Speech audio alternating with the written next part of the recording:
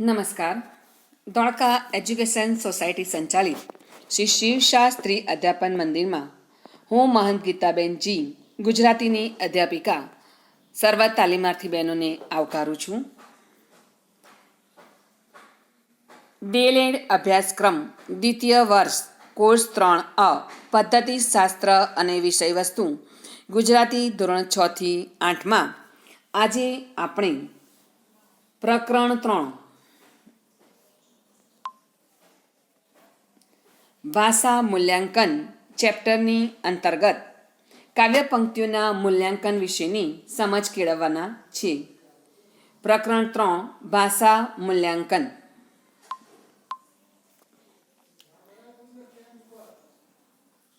ભાષા મૂલ્યાંકન અંતર્ગત આજે આપણે આ પ્રકરણમાં કયા કયા પોઈન્ટની સમજ આપેલ છે તેના વિશેની સમજ સર્વપ્રથમ મેળવીએ.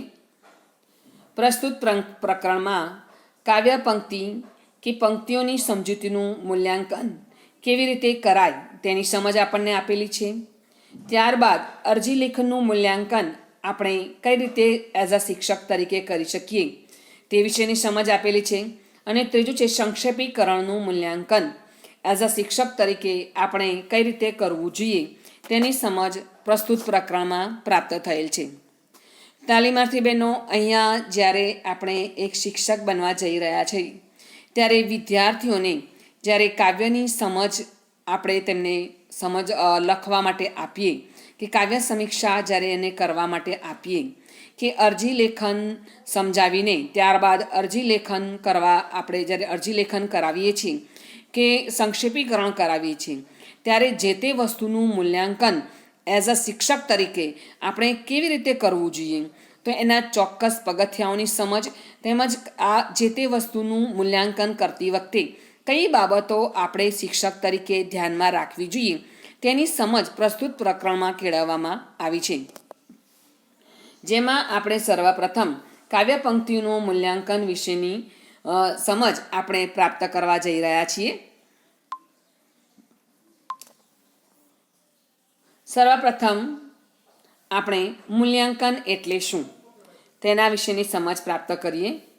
સાર્થ જોડણી કોષ મુજબ મૂલ્યાંકનનો અર્થ મૂલ્ય આંકવું અથવા તો મૂલવણી એવો થાય છે. તાલીમાર્થી બહેનો, અહીંયા ધ્યાન રાખીશું કે એક્ઝામની અંદર આપણે 1 માર્કમાં આપણને પ્રશ્ન પૂછાય છે કે સાર્થ જોડણી કોષ મુજબ મૂલ્યાંકન એટલે શું, ત્યારે તમારે આ જવાબ લખવાનો રહેશે. સાર્થ જોડણી કોષ પ્રમાણે મૂલ્યાંકનનો અર્થ મૂલ્ય આંકવું અથવા તો મૂલવણી એવો થાય છે. શૈક્ષણિક મૂલ્યાંકન એટલે શું? શૈક્ષણિક મૂલ્યાંકન એટલે શૈક્ષણિક હેતુઓના સંદર્ભમાં પ્રાપ્તિનું મૂલ્ય આંકવું તે. શૈક્ષણિક હેતુઓ એટલે તાલીમાર્થી બહેનો આપણે જાણીએ છીએ અર્થગ્રહણ છે, સર્જનાત્મકતા, તાર્કિક ચિંતન એ આપણા હેતુઓ છે. જે 5 હેતુઓ જે આપણા છે અર્થગ્રહણ અને અભિવ્યક્તિ જે છે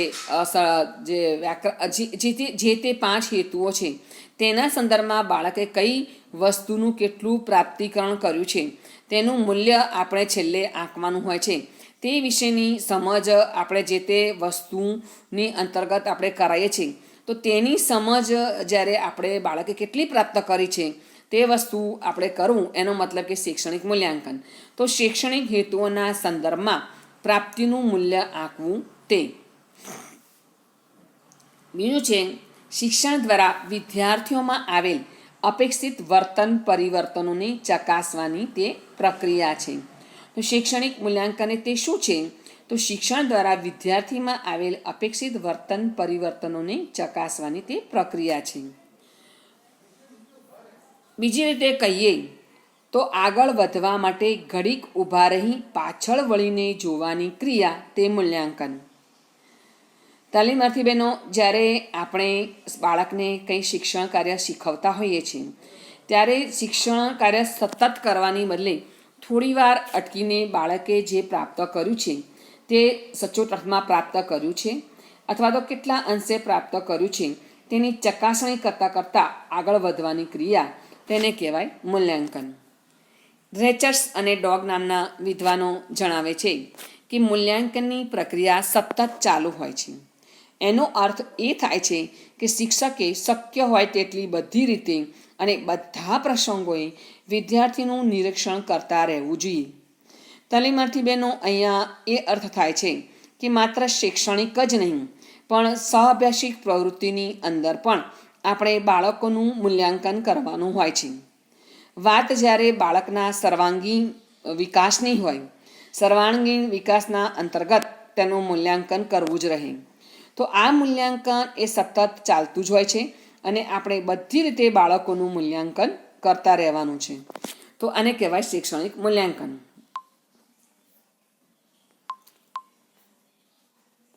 હવે આપણે જોઈએ કે કાવ્ય પંક્તિઓનું સમજૂતીનું મૂલ્યાંકન આપણે શિક્ષક તરીકે કઈ રીતે કરીશું.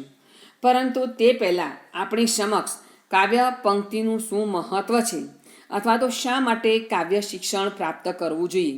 કાવ્ય શિક્ષણ દ્વારા વિદ્યાર્થીઓને શો આનંદ પ્રાપ્ત થાય છે, શું ભાવ એનામાં ઉત્પન્ન થાય છે, તેનું મહત્ત્વ એ પ્રસ્તુત મુદ્દામાં કરવામાં આવ્યું છે. તો કવિતા અહીંયા મેં તાલીમાર્થી બહેનો એરો કરીને તમને જે તે મુદ્દાની સમજ મેં હાઇલાઇટ કરી છે. તો સર્વપ્રથમ આપણે જોઈશું કે કાવ્ય કવિતા એ માનવીની સુંદર અને કલાત્મક ભાવનાને વ્યક્ત કરવાનું ઉત્તમ સાધન છે અથવા તો ઉત્તમ માધ્યમ છે. કવિતા પ્રાચીન કાળથી જ માણસના હૃદયમાં આનંદ અને રસનું સિંચન કરતી આવી છે. કાવ્યને માણીને જેટલો આનંદિત વિદ્યાર્થી થાય છે તેટલો સાહિત્યના કોઈ પણ પ્રકારને સાંભળીને તે આનંદિત થતો નથી. તાલીમાર્થી બહેનો, અહીંયા કહેવાનું તાત્પર્ય તે છે કે સંગીત એ બાળકથી માંડીને અબાલવૃદ્ધ મોટા સુધી તે બધાને આનંદ આપે છે. એટલું જ નહીં, તેમને તન મનથી આનંદથી તરબોળતર કરી દે છે અને તેમને મનને ડોલાવી નાખે છે. તેથી આપણે કહી શકીએ છીએ કે કાવ્ય સાહિત્યમાં કાવ્યનો જે પ્રકાર છે તે અન્ય પ્રકાર કરતાં વ્યક્તિને વધુ આનંદિત કરે છે. તેટલું જ નહીં, વિદ્યાર્થીના માનવીય ગુણો અને ભાવનાઓને વિકસાવવામાં તે અસરકારક માધ્યમ જો ગણી શકીએ તો તે કવિતા છે. આથી જ તો કવિતાને ઇન્દ્રિય ગમ્ય કહેવામાં આવે છે.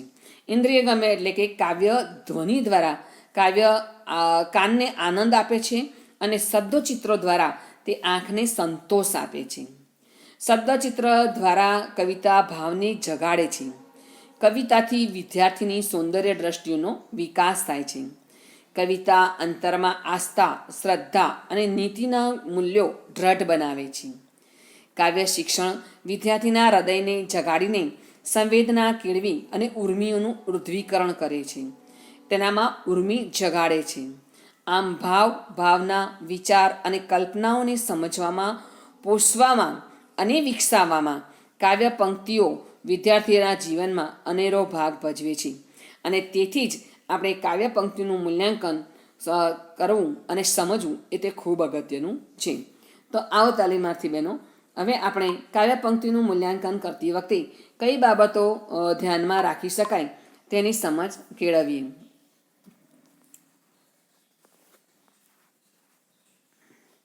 કાવ્ય પંક્તિનું મૂલ્યાંકન કરતી વખતે એઝ અ શિક્ષક તરીકે આપણે કઈ વસ્તુઓ ધ્યાનમાં રાખીશું તેની સમજ પ્રસ્તુત મુદ્દામાં કરવામાં આવી છે. કાવ્ય પંક્તિનું મૂલ્યાંકન ખૂબ જ જરૂરી અને અગત્યનું છે. કોઈ પણ કાવ્ય પંક્તિ સમજાવવી હોય ત્યારે તેનું મૂલ્યાંકન કરવું અગત્યનું બને છે, એટલે કે મહત્ત્વનું બને છે. તેનું મૂલ્યાંકન કરતી વખતે એક શિક્ષક તરીકે કેટલીક બાબતો ધ્યાનમાં લેવા જેવી છે, જે નીચે મુજબ છે. બાળક જ્યારે આપણે કોઈ કાવ્યની સમજ બાળકને આપી છે ત્યારબાદ તેને સ્વયં તે કાવ્યની સમીક્ષા કરવાનું કહેવું અને તેણે કરેલ કાવ્ય સમીક્ષા એ કેટલા અંશે યોગ્ય છે તે સમજવા તેનું મૂલ્યાંકન કરવા માટે આપણે નીચેની ચોક્કસ બાબતોને ધ્યાનમાં રાખવાની છે. તેણે જે પણ કાવ્ય સમીક્ષા કે કાવ્ય સમજ લખી હોય તો તેનું મૂલ્યાંકન આપણે કઈ રીતે કે કયા ક્રાઇટેરિયા કે ચોક્કસ પગથિયાને ધ્યાનમાં રાખીને કરીશું. તો એના માટે ધ્યાનમાં રાખવા જે નીચેની બાબતો છે તાલીમાર્થી બહેનો. સર્વપ્રથમ આપણે જોઈશું કે દરેક કાવ્ય પંક્તિને સમજીને તેના અર્થની સ્પષ્ટતા થઈ છે કે કેમ તે તપાસવું.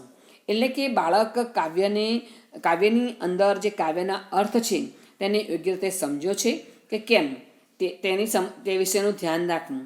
ત્યારબાદ કવિએ વ્યક્ત કરેલી મૂળ લાગણીઓને તે સમજ્યો છે કે કેમ તે પણ જોવાનું રહે છે. પંક્તિમાં અભિવ્યક્ત થયેલા કલ્પનાને સમજ્યો છે કે કેમ તે જોવું. પંક્તિમાં વપરાયેલ અલંકારને સમજીને સમજૂતી કરે છે કે કેમ તે પણ સમજવું.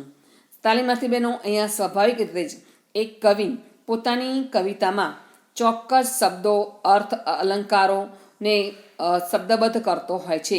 ત્યારે આપણે કાવ્યની સમજ દરમિયાન વિદ્યાર્થી જે તે વસ્તુને સમજ્યો છે કે કેમ, તે એણે દર્શાવ્યું છે કે કેમ, તેના અર્થમાં તે વસ્તુને ધ્યાનમાં રાખીને આપણે તેનું મૂલ્યાંકન કરવાનું રહે છે. ત્યારબાદ છે મૌલિકતા અને સર્જનાત્મકતાનો ઉપયોગ થયો છે કે કેમ તે જોવું. એટલે કે વિદ્યાર્થીએ કવિએ જે સમજાવ્યું છે તેની સમજ અંતર્ગત પોતાનું મૌલિક વસ્તુ કે પોતે તેની સમજ કેળવવા માટે અન્ય વસ્તુનું જ્યારે ઉદાહરણ આપતો હોય અથવા સરખામણી કરતો હોય છે ત્યારે એ જે તેણે ઉમેર્યું છે એ તેની મૌલિકતા છે. તો આ વસ્તુ તેને મૌલિકતા અને સર્જનાત્મકતાનો ઉપયોગ તેણે અંદર કર્યો છે કે કેમ તે પણ તપાસવું. પ્રતીક કે વિશિષ્ટ શબ્દ પ્રયોગનો ઉપયોગ કર્યો હોય તેને પ્રાધાન્ય આપવું. એટલે કે એક કવિ પોતાની કાવ્યની અંદર સમજ દરમિયાન ચોક્કસ કે વિશિષ્ટ શબ્દોનો ઉપયોગ કરતો હોય છે, જેનો અર્થ તે કાવ્યના ભાવ કે લાગણીના અનુસંધાનમાં ચોક્કસ રીતે થતો હોય છે. તો તે ચોક્કસ શબ્દના વિશિષ્ટ પ્રયોગને સમજો છે કે કેમ તેનું પણ ધ્યાનમાં રાખવાનું છે. ત્યારબાદ કાવ્યની સમજ દરમિયાન તેણે જરૂરી ઉદાહરણ, દ્રષ્ટાંતો દ્વારા સરળ સમજૂતી અપાય છે કે કેમ તે જોવું. ત્યારબાદ સમાન અર્થ, ભાવ, બોધ ધરાવતી અન્ય કવિતા સાથે તેની તુલના કરવી જરૂરી છે. એટલે કે એક કવિ પોતાની કાવ્યની સમજ જ્યારે આલતો હોય છે ત્યારે આપણે વિદ્યાર્થી જે એણે કાવ્ય સમીક્ષા કરી છે તેમાં તે સમાન જે અર્થ છે તેને સમજો છે કે કેમ, અથવા તેને સમજાવવા માટે તે કાવ્યની સરખામણી અન્ય કોઈ વસ્તુ સાથે કરે અથવા એના બોધને સમજ એણે પ્રાપ્ત કરી છે કે કેમ. તો એક કાવ્યની સમજ તે બીજા કાવ્યની તુલના સાથે કરી શકે તો તે ઉત્તમ વસ્તુ છે. તો આવું તેણે જો કંઈ કર્યું હોય તો એ વસ્તુનું પણ તમારે ધ્યાનમાં રાખવાનું છે. તો ઉપરોક્ત બાબતોને ધ્યાનમાં રાખીને આપેલ ક્રમ માપદંડ મુજબ કાવ્ય પંક્તિનું મૂલ્યાંકન કરી શકાય છે. ક્રમ માપદંડમાં આપેલ મુદ્દાઓ ઉપરાંત તમારા અનુભવ અને આંતરસૂઝ આધારિત અન્ય મુદ્દાઓ પણ ઉમેરી શકાય. તાલીમાર્થી બહેનો, અહીંયા કહેવાનું તાત્પર્ય તે છે કે એક વિદ્યાર્થી પોતાની આગવી પ્રતિભાના આધારે, પોતાની વિશિષ્ટ મૌલિક શક્તિના આધારે તે કાવ્યના અમુક મુદ્દાઓ હાઇલાઇટ કરતો હોય છે. તો આપણે તેની મૌલિકતાને પણ ધ્યાનમાં રાખવાની રહે છે. એટલે કે આ મુદ્દાઓ સિવાય પણ વિદ્યાર્થી જો અન્ય મુદ્દાઓની સમજ આપણને આપવા માંગતો હોય તો તે પણ આવકાર્ય બની રહે તેનું પણ આપણે ધ્યાન રાખવાનું છે. તો આ છે કાવ્ય પંક્તિ કે પંક્તિનું મૂલ્યાંકન કરતી વખતે ધ્યાનમાં રાખવાની બાબતો. હવે આપણે તાલીમાર્થી બહેનો, અહીંયા તમે જોઈ શકો છો કે આ ચેકલિસ્ટ છે. ચેકલિસ્ટની અંદર તમે જોઈ શકો છો કે આ ચેકલિસ્ટને આપણે પહેલાં સૌથી પહેલાં ધ્યાનપૂર્વક વાંચીએ. ચેકલિસ્ટમાં આપેલ પ્રશ્નો ધ્યાનપૂર્વક વાંચો. કાવ્ય પંક્તિ મૂલ્યાંકનના આધારે હા અથવા ના યોગ્ય જગ્યાએ તમારે દર્શાવવાનું રહે છે. દાખલા તરીકે એક વિદ્યાર્થીએ આ નીચેના જે મુદ્દા છે તેને બરાબર સમજો છે કે કેમ. તમે જોઈ શકો છો તાલીમાર્થી બહેનો, અહીંયા હાનું ખાનું છે,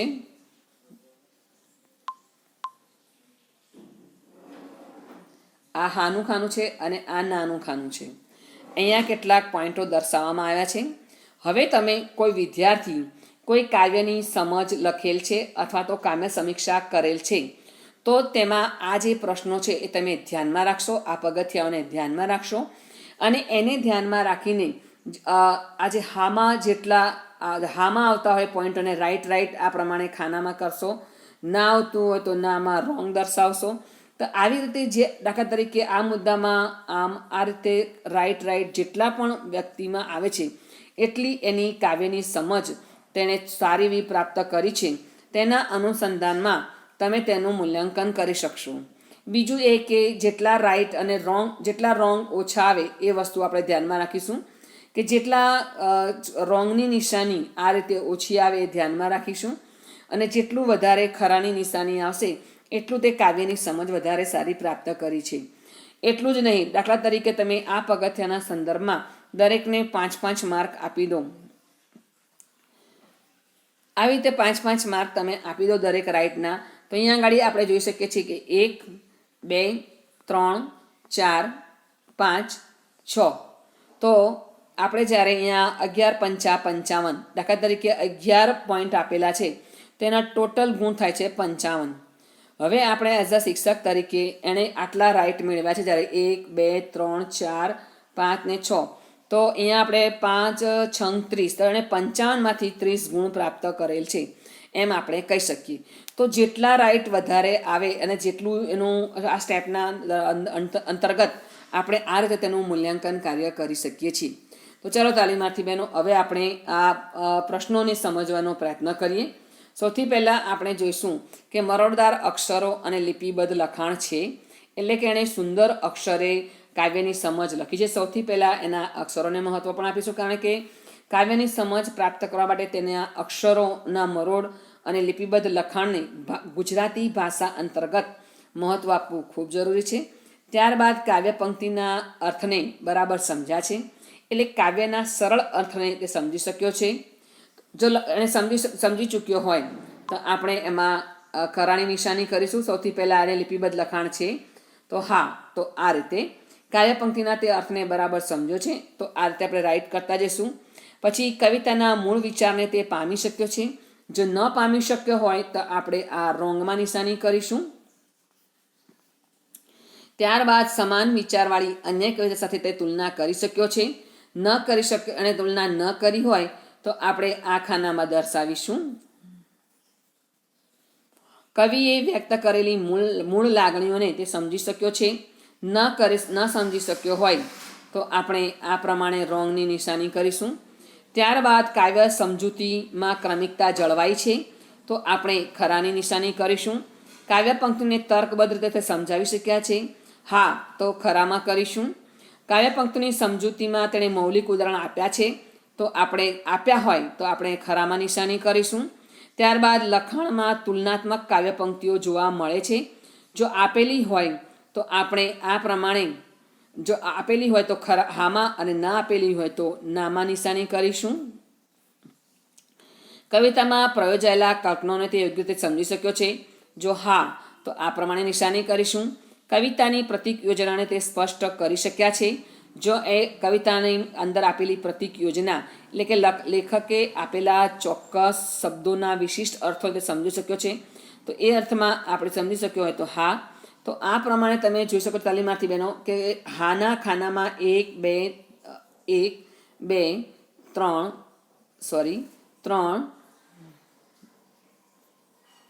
3, 4, 5, 6, 7. હવે દરેકના આપણે 5 ગુણ ગણીએ છીએ. એવી રીતે 11ના ટોટલ 55 ગુણ થાય છે. તો આ 55માંથી એણે 1, 2, 3, 4, 5, 6, 7, મતલબ કે 7 પંચાને 35 ગુણ એણે મેળવ્યા છે એમ આપણે કહી શકીએ તાલીમાર્થી બહેનો. તો 55માંથી જેટલું એનું મૂલ્યાંકન હામાં હશે, એનો મતલબ છે કે હામાં હશે તેટલું તેણે વધારે સારી રીતે કાવ્યની સમજ પ્રાપ્ત કરી છે તેવો અર્થ થશે. તો આ રીતે તમે બાળકની કાવ્ય સમીક્ષા કે કાવ્ય સમજનું મૂલ્યાંકન કરી શકો છો તાલીમાર્થી બહેનો. તો આશા છે કે તમને સારી એવી સમજ આ રીતે પ્રાપ્ત થઈ હશે.